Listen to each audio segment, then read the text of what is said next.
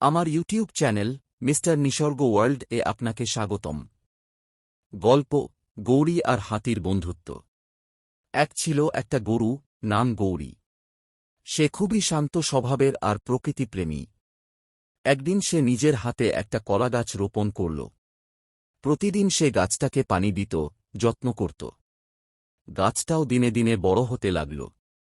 হঠাৎ একদিন একটা হাতি এসে গাছটা উপড়ে ফেলল। গৌরী খুব কষ্ট পেল। সে হাতিটিকে থামাতে গেল, হাতির সঙ্গে তার ঝগড়া বেঁধে যায়। গৌরী তখন কাছের থানায় গিয়ে পুলিশের সাহায্য চায়। পুলিশ এসে হাতিটিকে ধরে নিয়ে যায়। পরের দিন গৌরী আবার নতুন করে একটি কলাগাছ রোপণ করে। এবার গৌরী হাতির সঙ্গে দেখা করে কথা বলে। জানতে পারে হাতিটা আসলে ক্ষুধার্ত ছিল, তাই গাছটা খেয়েছিল। গৌরী হাতিকে ক্ষমা করে দেয়।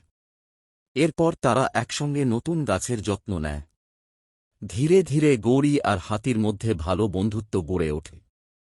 তারা বুঝতে পারে ভুল করলে সেটা শুধরে নেওয়ার সুযোগ থাকা উচিত।